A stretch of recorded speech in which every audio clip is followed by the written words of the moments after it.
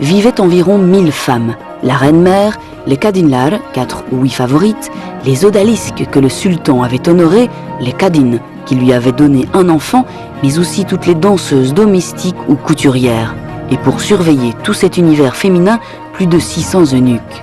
Ici, le salon du sultan où résonnent encore les mélodies captivantes qui faisaient danser tour à tour les femmes devant le sultan afin qu'il fasse son choix pour la nuit en jetant son mouchoir.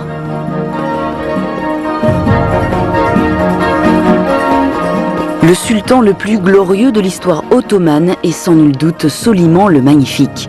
En 13 campagnes militaires, Soliman fit de son empire le plus puissant d'Europe. Toute sa vie, il luttera contre ses deux adversaires alliés, le Shah de Perse et Charles Quint. On peut encore aujourd'hui admirer son tombeau et la mosquée magnifiant sa puissance, construite au milieu du XVIe siècle par l'architecte Sinan.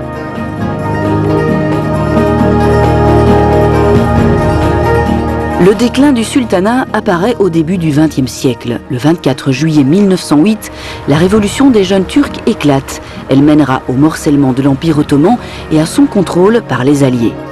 Quelques années plus tard, le père de tous les Turcs, le général Mustafa Kemal, Atatürk, héros des Dardanelles et de la guerre 14-18, lance la guerre d'indépendance. Il abolit le sultanat en 1922, laïcise l'État et émancipe la femme. À 2 pas du palais Topkapı, la vie tourbillonne dans le plus grand bazar au monde. 17 entrées, 65 rues, 4000 magasins sur plus de 200 000 mètres carrés, construits en 1461 pendant 17 ans.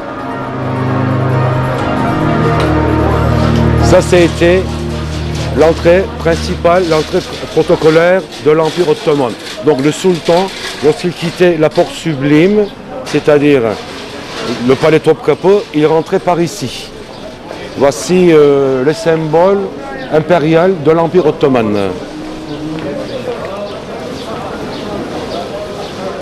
Ici s'entassent pêle-mêle somptueux tapis, antiquités et bijoux rares, Corans les mieux enluminés. Comme autrefois, chaque rue abrite sa corporation. Orfèvres d'inondiers, marchands de vêtements, de chaussures, le tout sous les voûtes éclairées de 1000 ampoules. Bonjour, c'est encore moi, coucou. Vous êtes dans une chapelle de l'Empire ottoman. À l'époque, le sultan, il venait ici non seulement pour honorer avec sa présence le peuple, le commerçant de bazar, mais aussi pour faire ses prières et donner sa bénédiction après aux commerçants de grand bazar pour que les affaires soient prospères. Donc, voici sa fontaine des ablutions. Chaque vendredi, donc, il choisissait une mosquée pour les prières. C'était ici parce que cette chapelle se trouve juste devant l'entrée principale, devant l'entrée protocolaire de sultan. Lorsqu'il quittait la porte sublime, il venait de côté de le palais Topkapı, il s'arrêtait là. À l'époque, le sultan, ils étaient considérés comme l'ombre sacrée du ciel sur terre, avec un pouvoir infini grâce à une relique sacrée.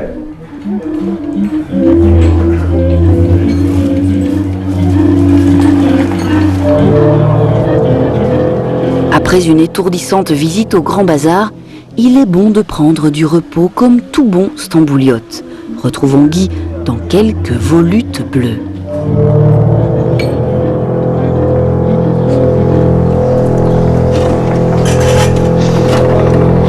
Merci.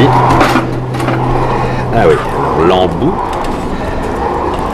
Donc ça, c'est plus qu'une tradition, c'est dans les mœurs depuis très longtemps, dans ce sens-là, j'imagine, c'est évidemment le narguilé, qui n'a absolument rien d'hallucinogène, hein, contrairement à ce que certains pourraient croire, répandre ou espérer. Les charbons incandescents qui font bouillir un mélange à base de, ça peut être ce qu'on appelle un narguilé pratiquement sec, ou alors il peut être aromatisé aux vapeurs de plantes, d'herbes, voire de fruits.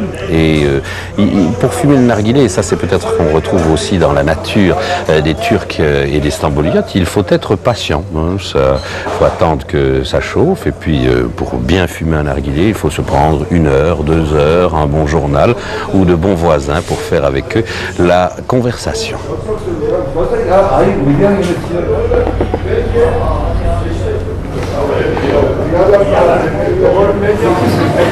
Changement de ton et d'atmosphère, nous sommes au Mim Kemal 19.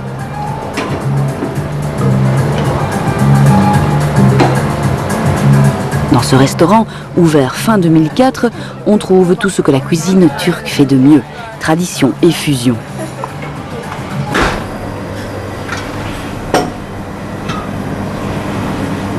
Pourtant, Semsa estime que la cuisine de son pays n'est pas encore prête à tous ces métissages modernes.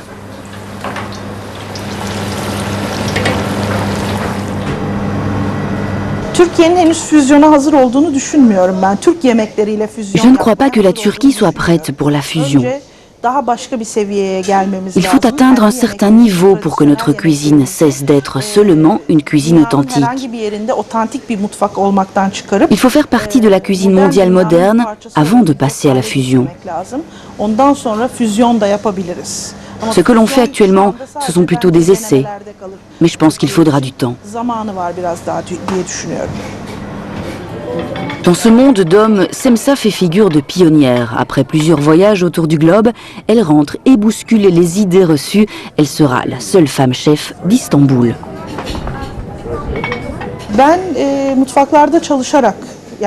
Je suis devenue cuisinière par curiosité personnelle, en travaillant dans les cuisines. À l'âge de 19 ans, j'ai voulu étudier la gastronomie. Ma famille ne l'a pas permis. À l'époque, c'était inacceptable. À l'étranger, j'ai alors étudié la communication au lieu de la cuisine. À mon retour, j'ai tenté quelques métiers, mais je suis vite revenue à la cuisine et je suis devenue chef. Aujourd'hui, Istanbul n'est plus la capitale de la Turquie depuis qu'Ankara lui ravit le titre en 1923. Pourtant, elle reste sa capitale culturelle, symbolisant souvent pour l'Occident un Orient fantasmé au travers de la sensualité d'une grande odalisque telle celle peinte au XIXe siècle par Ingres. Istanbul s'avère aujourd'hui bien plus contemporaine qu'il n'y paraît. Istanbul, on peut voir le modernisme le plus avancé et on peut trouver le Moyen-Âge en même temps. On peut trouver vraiment le petit artisan qui travaille dans les manières du Moyen-Âge et on peut trouver une usine qui travaille avec les moyens du XXIe siècle. C'est une ville qui vit 24 heures sur 24. C'est un métropolitain. Il y a tout à Istanbul. On peut trouver tout à Istanbul. Et une manière, quelqu'un qui vivent à Istanbul, c'est très dur de quitter Istanbul. Malgré, il peut être un retardataire, disons, il peut être quelqu'un qui est arrivé 2 années ou 3 années avant. Mais quand on prend l'habitude de vivre à Istanbul, on reste à Istanbul.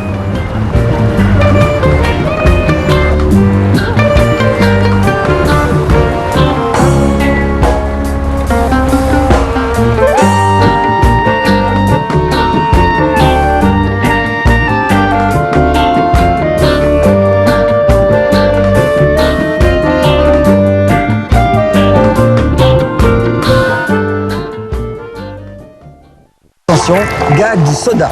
Bonjour soda. Ça gaze. Soda, le magazine des mélanges qui pétillent et titillent vos pupilles. Tous les samedis, Olivier